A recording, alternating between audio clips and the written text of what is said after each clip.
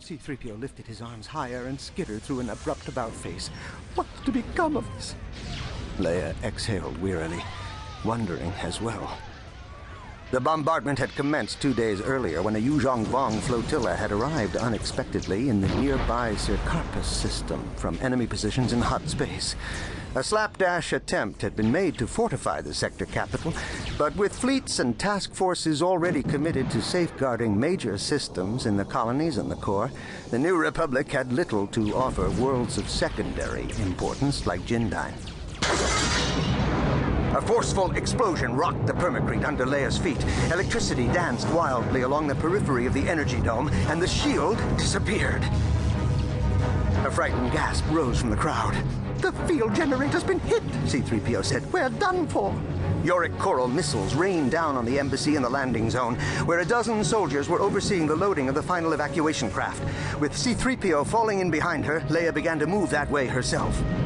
As they were closing on the evacuation ship, a vintage AT-ST limped into view. A lightly armored box perched on reverse-articulated legs. The all-terrain scout transport wheezed and clanked to a halt, then collapsed, chin first, to the permacrete landing apron. In a moment, the aft hatch lifted, loosing a cloud of smoke, and a young man crawled, coughing, from the cockpit. "Worth Skidder," Leia intoned, folding her arms across her chest. "I should have known it was you from the brilliance of your entrance." Blonde and sharp-featured, Skidder jumped agilely to his feet and threw off his smoldering Jedi Knight cloak.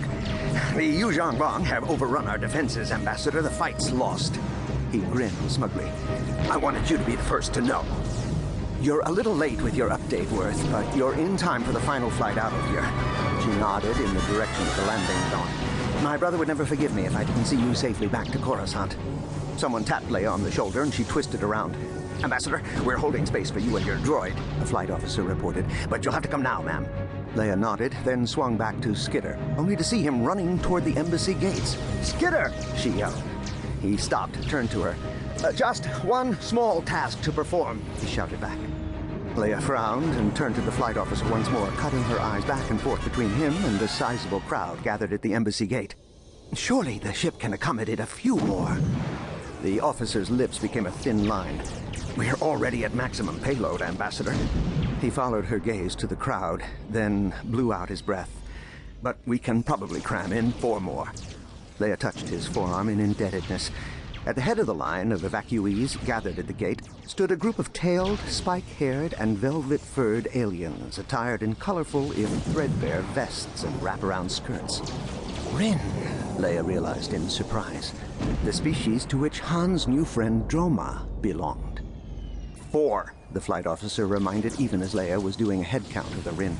"Some of them will have to be left behind." 6 Rin, to be exact, she told herself. Even so, 4 was better than none. She edged between 2 broad-shouldered soldiers closest to the gate and beckoned to the aliens in line. "You 4, she said. "Hurry!" Expressions of relief and joy appeared.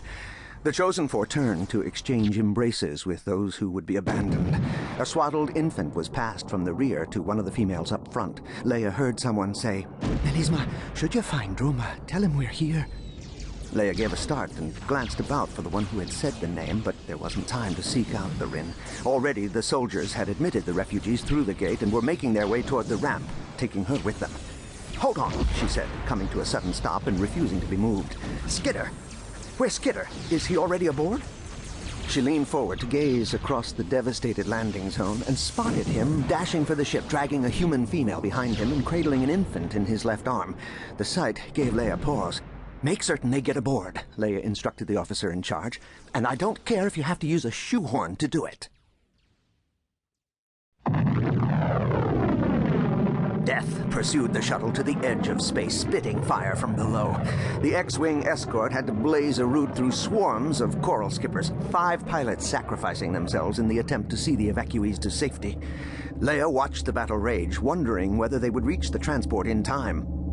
A ship that had launched earlier hadn't been so lucky. Fear rose off the refugees and the shuttle's passenger cabin in waves that stung Leia's nostrils.